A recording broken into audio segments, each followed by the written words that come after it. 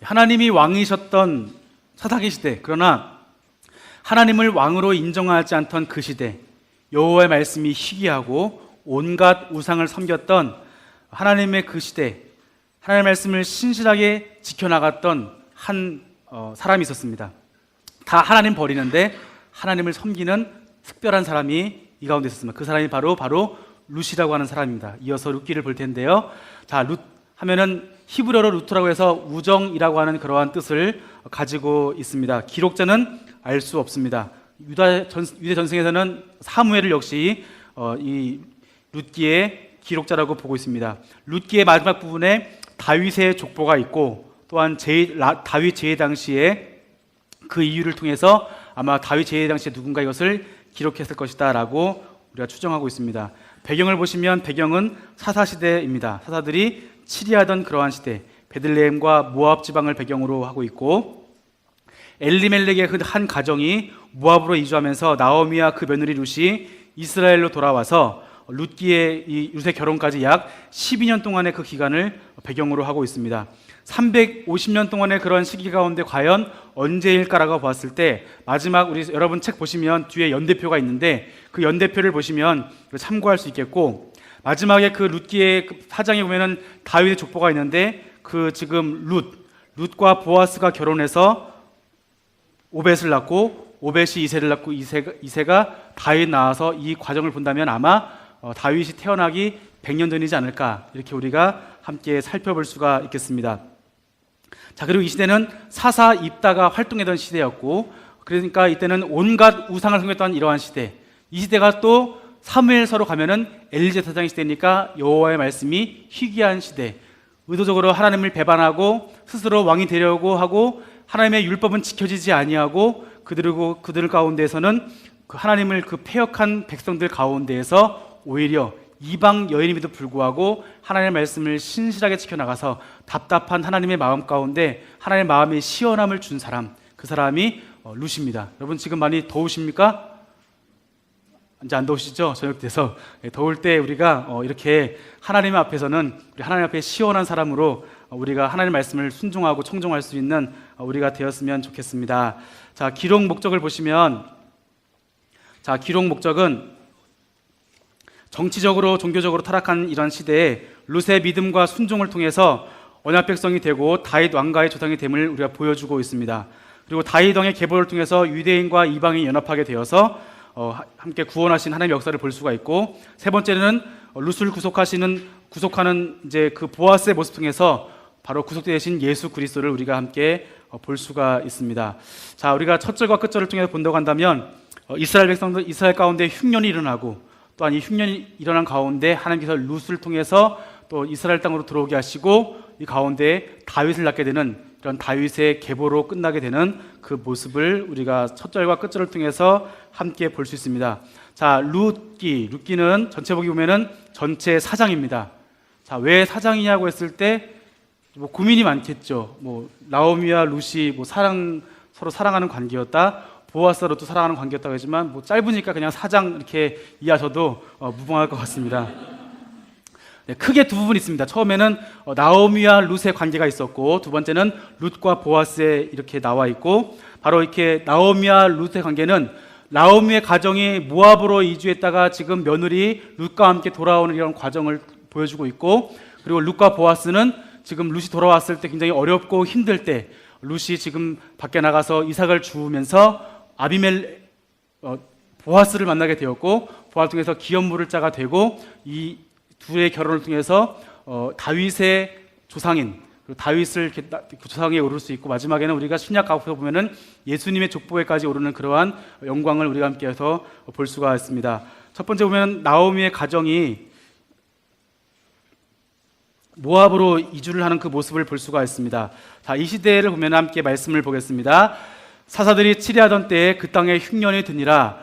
유대의 베들레헴에 한 사람이 그의 아내와 두 아들을 데리고 모압 지방으로 가서 거류하였는데, 사사시대에 흉년이 들었습니다. 이때 사사시대는 좀 전에 보신 것과 같이 우상을 섬기고 여호와의 말씀이 희귀한 이 시대 가운데 이스라엘 가운데 뭐가 들었냐? 흉년이 든 것입니다. 자, 흉년이 들었다 했으면 우리가 드는 생각은 이스라엘이 범죄했구나 뭐 이렇게 생각할 수 있고, 아닐 수도 있겠지만 어쨌든 이러한 어려운 일이 있을 때 하나님 백성으로 본분은 하나님께 우리가 돌아가야 되겠구나, 다시 한번 우리의 신앙을 점검하는 것이 맞는데, 지금 이들은 뭐 하느냐? 유대 베들레헴에 있는 한 사람이 아내와 아들 둘을 데리고 모압 지방으로 가고 있다고 하는 것입니다. 자, 엘리멜렉의 이름의 뜻을 보면은 하나님은 왕이시다, 하나님은 나의 왕이다라는 그런 뜻이 바로 엘리멜렉의 이름인데, 힘들고 어려울 때 하나님이 나의 왕이시면 그 이름처럼 그렇게 하나님을 왕으로 섬기고 살아야 되는데, 그 땅을 지금 버리고 어디 가느냐? 모압으로 이주하는 것입니다. 그런데 모압은 어느 곳이냐? 모압은 모압왕 발락이 발람을 통해서 이스라엘을 저주하도록 하신 그 나라였고, 또한 이스라엘 시딤에서 모압 여인들과 음행하게 했을 때 바알볼에 가담하게 되는 그런 우상 숭배에 빠지게 되었습니다. 이 사건을 통해서 이스라엘은 하나님부터 징계를 받게 되었고, 그리고 이와 연관된 그러한 모압 족속이 모압 족속과 미디안이었습니다. 하나님께서 이러한 모압을 향해서 앞으로 영원히 여호와의 총회에 들어올 수 없다, 이렇게 말씀하셨는데, 바로 하필이면 이 땅으로 가게 된 것입니다. 자, 그래서 모압으로 이주한 것을 또 율법적으로 우리가 보게 된다면은,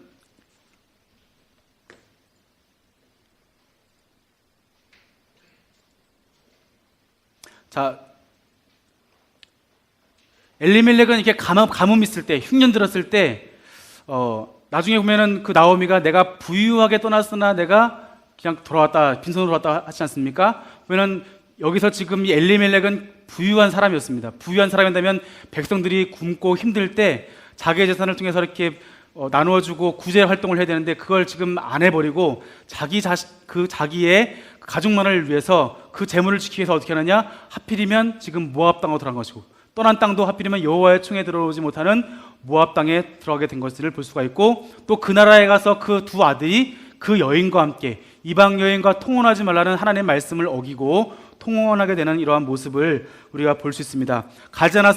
얼마 가지 않아서 엘리멜렉이 죽게 되었고, 두 아들 말론과 기럧이 모압 땅에서 모압 여인과 함께 결혼을 하게 되었고, 그들은 며느리 룻과 오르바와 이렇게 결혼하게 되어서 있는데, 이때 또 아들 둘이 아버지의 죽음과 같이 또 죽은 것입니다. 그러니까 지금 누가 남았냐면 어머니 나오미와 그리고 룻과 지금 오르바, 이 셋만 남게 되었던 것입니다.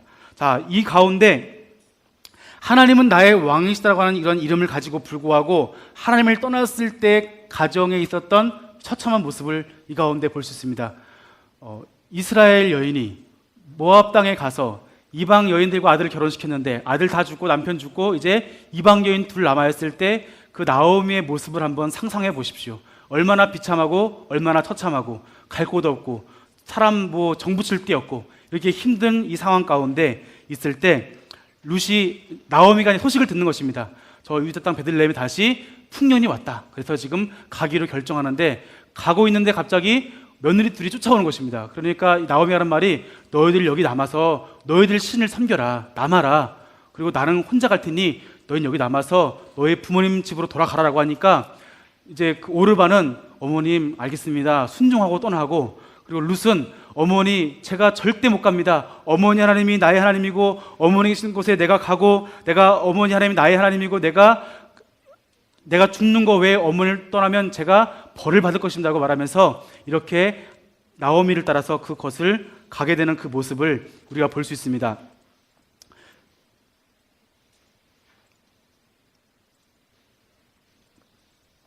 자, 이렇게 돌아오는 과정 가운데 우리가 이제 여기 이 길이 얼마나 험했을까. 지금 이 모압 땅에서 이렇게 베들레헴까지 오는 거리가 이러한 거리인데, 여기서 지금 여러분이 보면 그냥 올라갔다 좀 꺾어서 이렇게 갔구나, 요단강이 있었네, 건넜구나, 이렇게 하실 수 있지 않습니까? 그런데 지금 이 건넌 이 지역의 지형을 보면은 굉장히 험한 지형이라는 것을 우리가 볼 수 있습니다. 사진을 보시면 잘 보이십니까? 여기가 이게 아주 큰, 우리나라 댐은 작지만 비교적 큰 댐입니다. 여기가 지금 다 협곡이고, 지금 여긴 길이 잘 나 있을 거지만 사진을 보시면 이러한 곳을 지금 나오미와 룻이 이러한 길을, 어머니를 따라서 자기의 신을 버리고 어머니의 하나님이신 그 하나님을 섬기기 위해서 룻이 지금 이 곳을 험난한 지형을 가고 있는 것입니다. 지금처럼 생각하면 좀 가다가 힘들고 몇 달 걸리면 갈 수 있겠지가 아니라, 사도 바울 선생님께서 전도 여정 떠나실 때 강도의 위협도 있었고 죽음의 위협과 또한 짐승의 위협과 굶주림 가운데 있을 때 두 여인이, 연약한 여인 둘이 시어머니 노모를 보시고 여기를 간다고 한번 생각을 해보십시오. 이것은 하나님을 향한 신앙이 아니고서는 불가능했던 일인데 지금 룻은 그 믿음 가운데 아르논 골짜기 쪽으로 지금 건너서 지금 베들레헴으로 지금 가고 있다는 것을 우리가 볼 수 있습니다. 자, 돌아와서 이제 가서 보니까 이제 당장 먹고 살 게 없는 것입니다. 그러니까 룻이 보니까 어머니 나오미 가만히 계시고 지금 가만히 있다 다 굶어 죽게 되니까 어머니, 제가 지금 이삭을 줄 수 있도록 허락해 주십시오. 때는 마침 추수할 시기였습니다. 그래서 하나님 말씀의 율법에 근거하여서 객과 고아와 과부에게 이렇게 이삭을 줄 수 있게 해주었지 않습니까? 그 말씀에 따라서 이제 여기서 죽고 있는데 이 시대가 언제냐면 여호와의 말씀이 희귀하다. 다시 말하면 하나님의 말씀을 순종하지 않고 온갖 우상을 섬기는 이 모습이 팽배한 이 시대 가운데 하필이면 그것도 어디 여인이? 모압 여인이, 여호와의 총회들을 못하는 그 여인이 담대하게 나아가서 거기서 이삭을 줍고 있는 모습을 볼 수 있습니다. 여기에 이삭을 줍는데 보통 추수가 끝난 다음에 줍는데도 염치가 있지 않습니까? 추수가 끝난 다음에 다 끝나면 저녁에 좀 주어야 되는데 이 여인은 추수하고 가고 있는데 그 뒤를 졸졸 따라다니면서 죽고 있는 것입니다. 급하게 어머님 이렇게 밥을 해드려야 되니까. 이 모습 보고 보아스 보니까, 야, 저 여인 누구냐? 이러니까 어디 이렇게 온 모압에서 온 여인인데 뭐 나오미의 며느리입니다라고 말하니까, 그래, 청년을 불러가지고 오히려 너 더 떨어뜨리고 너 막지 마, 더 줄게라고 해서 나중에 하루 종일 죽은 거 가지고 집에 가보니까 한 에바입니다. 한 에바가 우리 지금 수치로 계산하면 약 22리터. 여러분, 쌀 한 포 20kg. 다시 말하면 쌀 한 포를 하루 동안 이렇게 주었던 건 굉장히 큰 기적입니다. 그런데 이걸 누가 했느냐? 이것을 보아스가 이렇게 해준 것입니다. 그러니까 보아스가 이 시대가 언제면 여호와의 말씀을 아무도 안 지키는 이 시대 가운데 보아스는 여기에서 하나님의 율법을 적극적으로 행하고 있던 모습. 내가 마땅히 해야 할 것을 하는 것을 가지고 우리는 은혜라고 하지 않습니다. 내가 마땅히 하는 것 가지고 내가 너한테 뭐 특별한 걸 했다라고 하지 않습니다. 이것은 마땅히 행한 것입니다. 그런데 우리가 하나님의 은혜, 하나님의 사랑, 헤세드라고 하는 그런 단어는 어떤 의미가 있냐면은 하나님께서 우리에게 해주신 것 말고 더 깊은 은혜. 우리가 죄를 지으면 뭐 해야 되죠?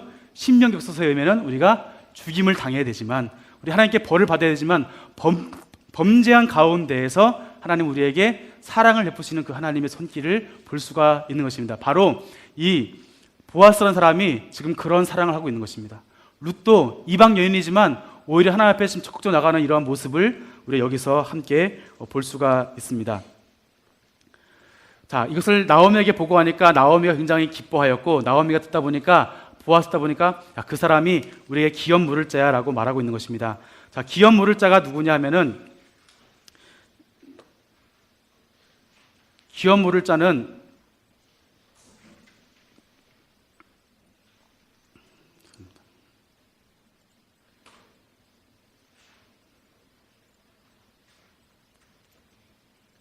기업 물을 자는 뭐냐면은, 기업 물을 자는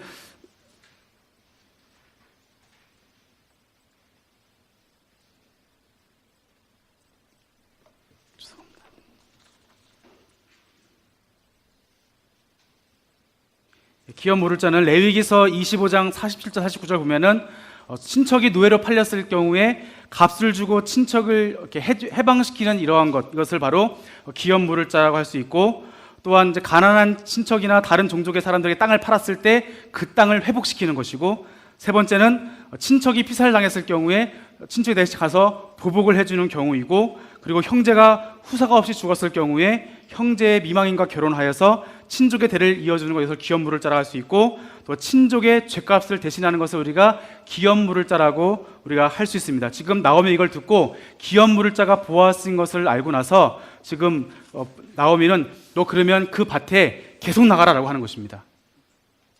계속 나가서 하면은 아마 보아스가 하나님의 말씀을 이렇게 잘 지킨 사람이니까 아마 그가 너에게 기업 물으라고 할 거야. 우리에게 기업을 물어줄 거야. 우리의 그 빼앗긴 땅을 다시 회복시켜 줄 거야. 그래서 그 보아스에 가까이 가 이랬는데, 보아스가 추수하는 기간 2-3개월 동안 아무런 움직임이 없는 것입니다. 그래서 나오미가 작전을 바꿔서 너 그렇다면 너 그 지금 타작마당에 타작하고 있을 때 거기에 텐트가 있는데 거기에 보아스가 자고 있을 거야. 또 새벽에 몰래 들어가서 목욕을 하고 그 발꿈치가 있는 그곳에 이불을 덮어라고 해서 그러면 그 보아스가 너에게 할 일을 알려줄 거야 라고 하는 것입니다. 그래서 지금 룻이 시어머니의 말씀에 순종하여서 거기 가서 이불 발치를 덮으니까 보아스가 깜짝 놀라서 누구야? 하니까 저는 당신의 여종 룻입니다 라고 말하여서 지금 당신은 저의 기업물을 짜이십니다 라고 말하는 거예요. 그래서 지금 보아스가 말하는 것은 너가 정말 참 지혜롭구나, 너가 정말 하나님을 경외하는구나 라고 하면서 지금 룻에게 칭찬하면서 내가 기업을 무르겠노라, 내가 너의 약속을, 내가 조약을 지키겠다라고 지금 말하는 모습을 우리가 환경을 통해서 볼 수가 있습니다. 자, 그래서 이제 이 기업 무르기 위해서 지금 보아스가 말하는 것은 그런데 나보다 먼저 앞선 사람이 있으니까 그 사람에게 기업 무르러 가고 혹시 그 사람이 물으면 좋겠지만 만약에 안 물은다면 내가 무르겠다라고 말하는 것입니다.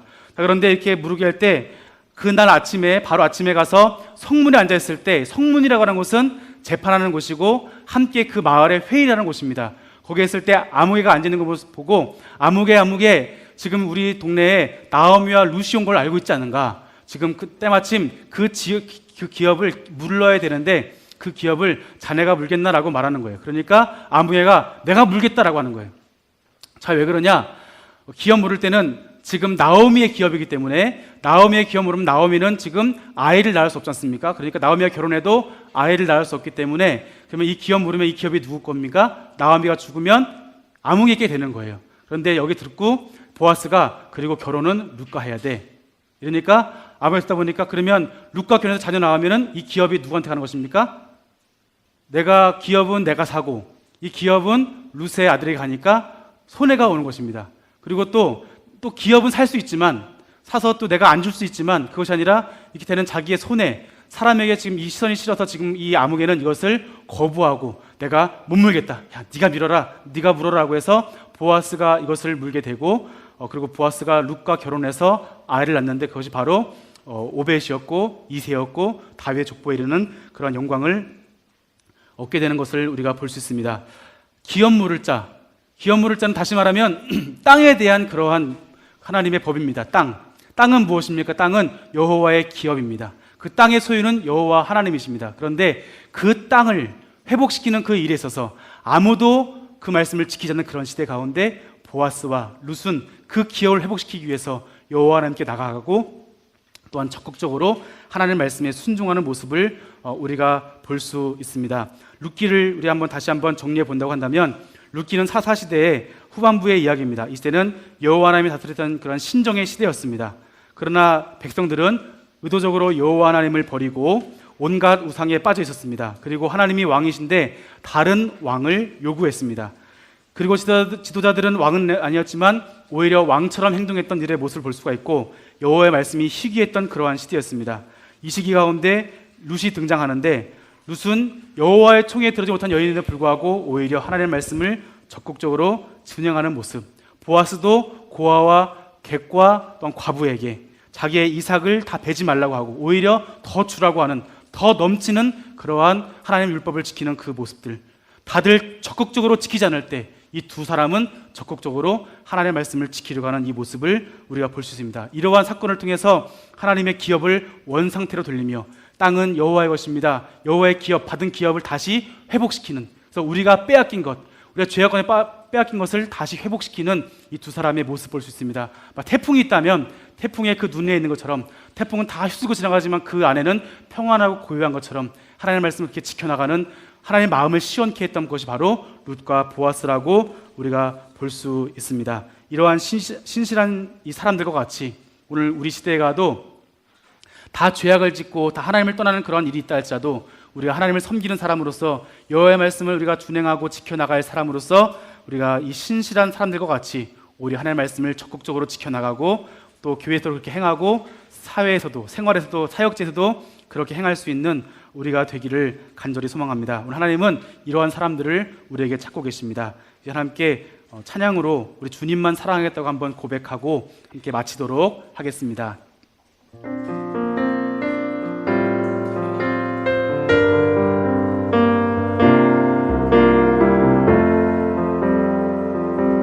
주님만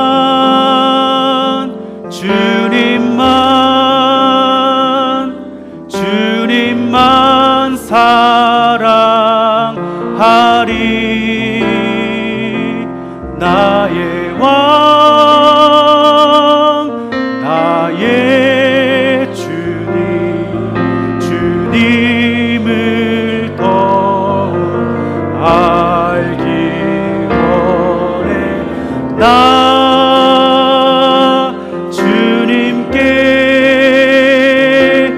오직 주께 경배하네. 거룩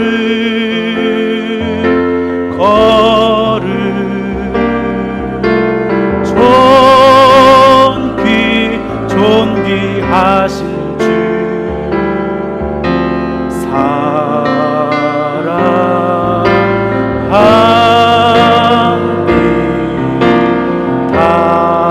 사랑합니다. 사랑합니다.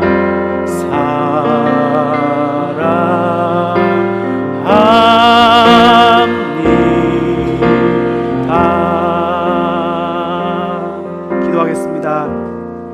하나님 아버지, 감사합니다.